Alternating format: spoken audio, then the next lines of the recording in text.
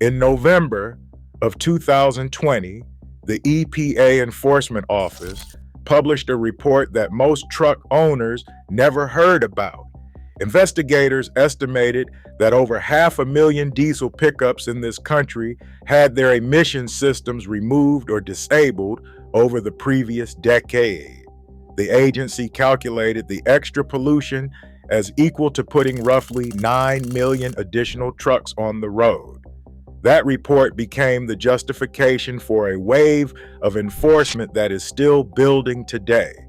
Shops raided, tuner companies fined into bankruptcy, YouTube mechanics dragged into federal court. But the crackdown did not stop at diesel deletes. Over the same 5 years, state after state passed laws against lifted trucks, squatted trucks, loud trucks, bright trucks, tinted trucks, and trucks built by hand in somebody's shop. 25 of those modifications are on this list. In most of the country, every single one of them can now cost you a fine, a failed inspection, or your registration.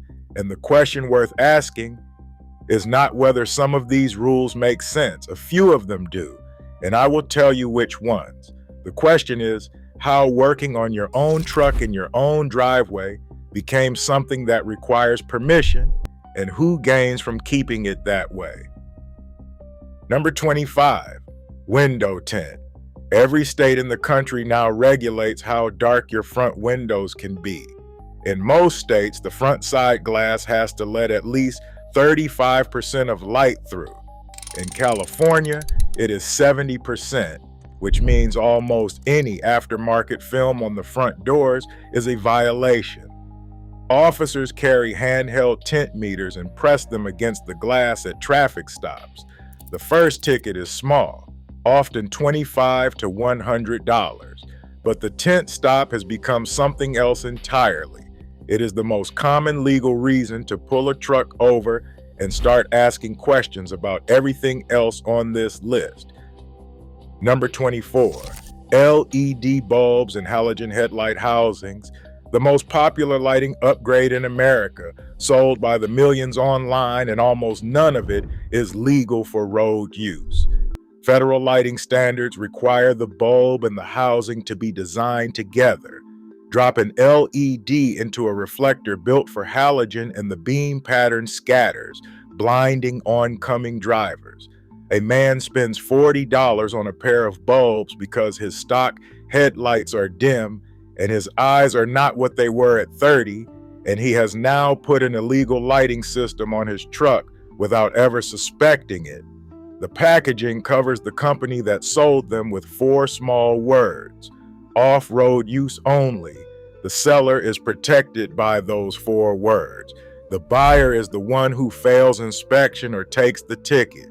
Remember those 4 words. They come back at the end of this list. Number 23, the light bar. A 50-inch LED bar across the roof puts out more light than the headlights of 10 trucks combined. On a ranch road at night, that is a genuine safety tool. But in many states, especially across the West, an uncovered light bar on a public highway is a violation even when it is switched off. The law requires an opaque cover over the bar anytime the truck is on pavement. A piece of equipment that is perfectly legal to own becomes illegal the moment it faces forward on a county road. Number 22, removing mud flaps or never adding them. If your tires stick out past the fenders, most states require flaps or extensions behind them. The reasoning is real. An oversized tire at highway speed picks up gravel and throws it backward hard enough to star a windshield at 50 yards. But watch how the rule gets applied. A rusted work truck with worn factory flaps and bald tires rolls through inspection every year without a second look. A clean, lifted truck with new rubber and exposed tread gets the citation because the officer noticed the truck, not the flaps. The violation is real in both cases. The enforcement only happens to one of them. Number 21, license plate frames and covers. The tinted plastic cover sold to beat toll cameras is illegal in essentially every state, but the laws go further than that. In Texas, a dealership frame that covers the word Texas at the top of the plate is technically a violation. A $12 piece of plastic installed by the dealer who sold you the truck can be the legal basis for a stop. Notice what connects items 25 through 21. None of them change how the truck drives. Tint, bulbs, a light bar, a plate frame. These are the smallest modifications a person can make, and they are the ones an officer can see from across an intersection. That is not an accident. These laws function as keys. Each one unlocks a traffic stop, and the traffic stop unlocks everything else. The tint meter comes out, then the flashlight sweeps the cab, then the questions start about the exhaust and the lift and the tires. The small violations exist to give access to the big ones. Number 20, the lift kit.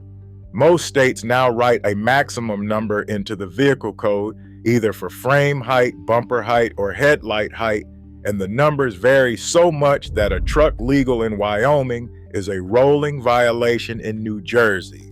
A common limit puts the frame no higher than 24 inches off the ground for a light truck. New Jersey goes further and requires engineering certification for significant suspension changes. A man can spend $8,000 on a properly installed lift with extended brake lines and corrected geometry, drive across a state line, and become illegal at the border. Number 19, the Carolina squat. Sit in the driver's seat of a squatted truck and look forward. The raised hood points at the sky, and everything within about 100 feet of the front bumper is gone. A child on a bicycle, a car braking at a crosswalk, a motorcycle, invisible. At night, the headlights aim straight into oncoming windshields. The stance came from desert race trucks that land nose high off jumps, and on a race course, it makes sense. On a public road, it removed a driver's ability to see what he was about to hit. North Carolina banned it in December of 2021. Virginia followed in 2022 after a squatted truck drifted across a center line and killed a 27-year-old man. South Carolina banned it in 2023, and a third offense there means a suspended license. I will be straight with you. Of everything on this list, this is the modification the states got right. Number 18, tires beyond the fenders. Most states require the full tread width to sit under bodywork or flares. A set of 37-inch tires on negative offset wheels almost always pokes past the sheet metal, and that poke is a violation whether or not a rock ever leaves the tread. Bolt-on fender flares solve it for about $200, but only if the owner knows the rule exists before the inspection station tells him. Number 17, wheel spacers. Aluminum discs that push the wheels outward for a wider stance or to clear bigger brakes. Machined billet spacers, properly torqued, are run safely on trucks all over the world. Pennsylvania does not care about the distinction. The state inspection code prohibits wheel spacers outright, which means a truck that passed for years fails the day an inspector decides to look behind the wheel. Number 16, bumper height and bumper deletes. States set maximum bumper heights, commonly around 30 inches for light trucks, because a bumper that rides above another car's door sills defeats the entire point of a bumper. Off-road builders who remove the factory bumper for a welded pre-runner front end run into the same statutes from the other direction. The stock bumper is too low for the trail. The custom bumper is too high or too pointed or unlisted for the street. Look at what the law measured in that last group. The lift installed by a certified shop and the lift slapped together with blocks from a swap meet are the same violation under most state codes. The law does not measure quality, it measures deviation. The truck codes were written around the factory vehicle, and every inch away from factory is treated as suspicion, no matter how well the work was done. And that same logic, applied with federal force, is what drives the next four items. Number 15, the DPF delete. The diesel particulate filter traps soot and burns it off in cycles. When it works, it works. When it clogs at 80 or 100,000 miles just past the warranty, the replacement bill runs from $4,000 to $8,000. So a whole industry grew up around cutting it out and welding in straight pipe. The truck runs cooler, pulls harder, and gets better mileage. It is also a federal crime under the Clean Air Act, and the government has started making examples. Aaron Rudolph opened Rudy's Performance Parts in Burlington, North Carolina in 2008 as a one-man operation. By the time the EPA came for him, the business filled a 72,000 square foot facility and had sold over 250,000 delete parts and tuners for Ford, GM, and Dodge diesels. In September of 2024, Rudy's and Rudolph were ordered to pay a combined $10 million in criminal fines and civil penalties. Rudolph pleaded guilty personally. 3 years of probation for selling truck parts, and the EPA is still working through customer lists seized from companies like his, one invoice at a time. Number 14, EGR deletes and the tuners that hide them. The delete hardware is only half the job. The truck's computer has to be reprogrammed to stop throwing codes, and that is where the tuner companies came in. In 2020, the EPA settled with Derive Systems, one of the largest, over more than 360,000 tuning devices capable of disabling emissions controls. The company paid $300,000 and agreed to stop. Smaller shops with the same product and no lawyers simply closed. Number 13, what happened to the Diesel brothers? Dave Sparks built one of the biggest truck channels on YouTube out of Utah, giving away built diesels to veterans and running a shop on camera. A group of Utah doctors sued under the citizen enforcement provision of the Clean Air Act, arguing the shop's deleted trucks were poisoning the Salt Lake Valley's air. In 2020, a federal judge ordered penalties of roughly $850,000. Whatever you think of the ruling, understand what it established. Private citizens can now sue a mechanic over the trucks he builds. Number 12, rolling coal. The smoke switch dumps extra fuel to blast black exhaust on command. New Jersey banned it by name in 2015, the first state to do so, and Colorado, Maryland, and Utah followed. It was already illegal under federal law before any of those bills passed. And if you want to know why regulators stopped listening to the diesel community entirely, look at what happened outside Waller, Texas, on September 25th, 2021. A 16-year-old and his parents' F-250 rolled coal on a group of cyclists training for an Ironman, then plowed into them. 6 people went to the hospital. 2 were airlifted with brain and spinal injuries. He was eventually charged with 6 felony counts of aggravated assault with a deadly weapon, 1 for each rider. This is the second item on this list I will not defend. Fogging a family sedan or a cyclist with unburned diesel-handed regulators, every excuse they needed to stop distinguishing between the man who deletes a truck to keep it running and the man who deletes it to be seen. If this breakdown is useful to you, hit subscribe. I cover what is happening to trucks, tools, and the right to fix your own equipment every week. Now, the honest middle ground on emissions. The winter inversions over Salt Lake City are real. Volkswagen paid billions for cheating diesel emissions at the factory, so nobody's hands are clean, including the manufacturers. But look at where enforcement actually lands. The corporation that built the defeat into millions of cars negotiated a settlement and kept selling cars. The owner-operator whose particulate filter died at 90,000 miles, who faced a $7,000 repair on a truck that feeds his family, gets his registration pulled. The rules may serve the air, the enforcement serves the ledger. Number 11, straight pipes in the decibel line.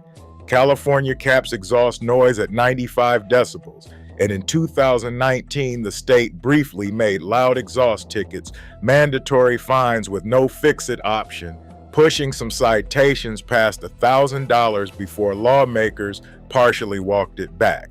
Other states skipped the meter entirely and let the officer's ear decide, which means the law is whatever the officer says it was. Number 10, bed stacks. Chrome exhaust stacks rising through the pickup bed, borrowed from the big rigs.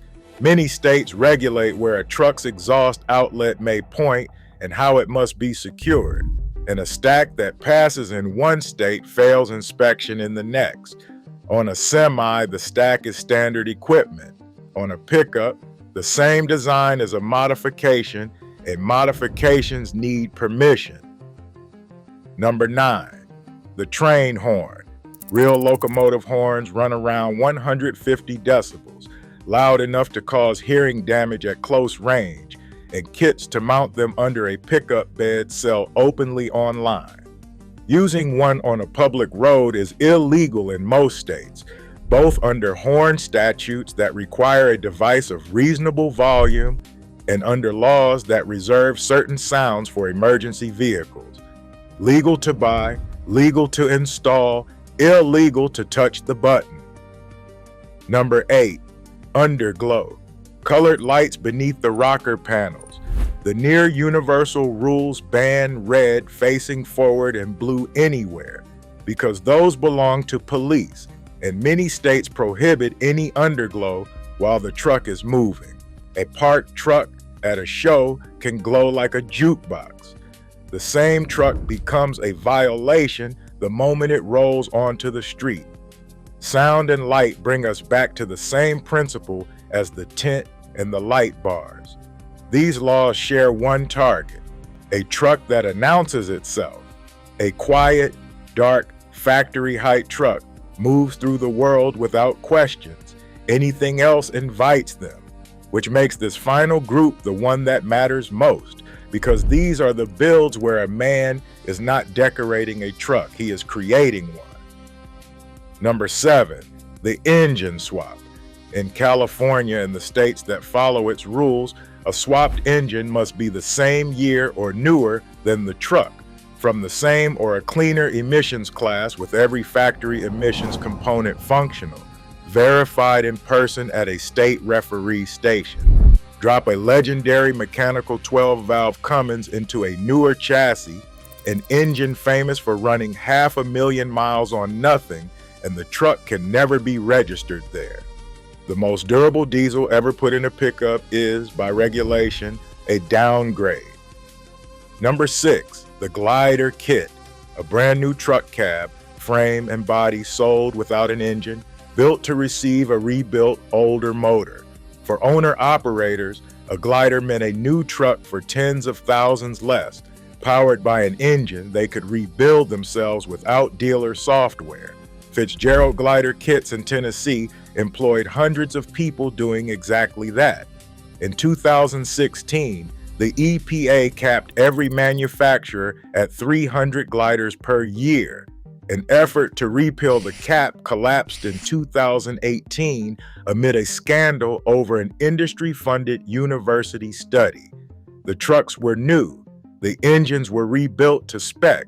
The business model was the violation. Number 5, the salvage rebuild.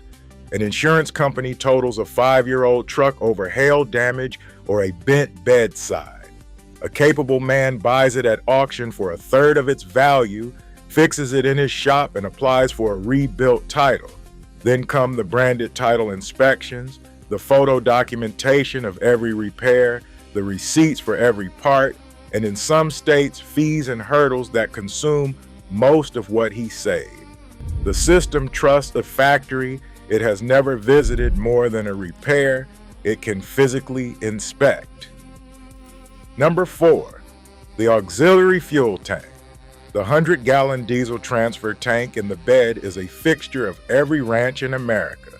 and federal rules generally allow diesel up to 119 gallons.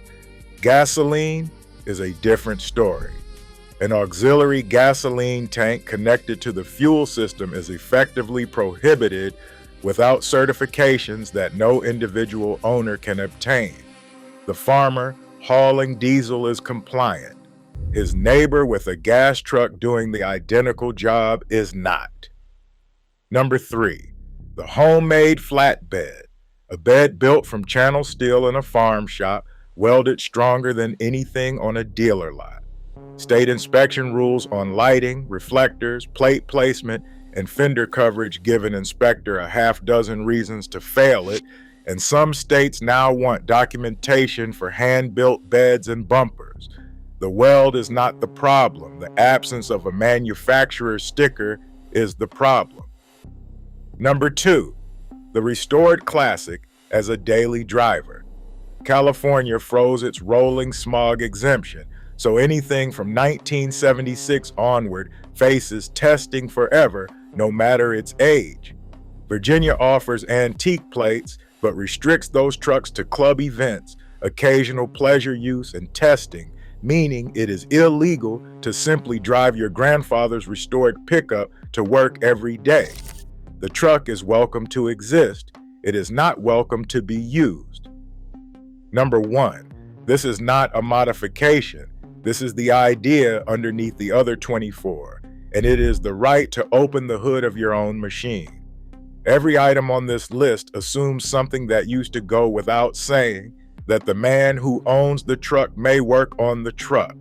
That assumption is dying. Modern trucks lock their computers against their owners. Diagnostic data flows to the manufacturer over the air, while the man who signed the loan is told the codes are proprietary. In 2020, Massachusetts voters passed a right to repair ballot measure by roughly 3 votes out of 4, forcing car makers to open that data to owners and independent shops. The car makers trade group, the Alliance for Automotive Innovation, which represents nearly every major manufacturer selling trucks in this country, answered with years of lawsuits, 3/4 of the voting public against the companies, and the companies fought anyway, because the principle at stake is bigger than one state. A truck you cannot service is not fully yours. It is a subscription with a bed, which brings us back to 4 words from the beginning of this list: off-road use only. Remember them from the LED bulbs at number 24? That is the deal the entire aftermarket runs on now. The company prints 4 words on the box and walks away clean.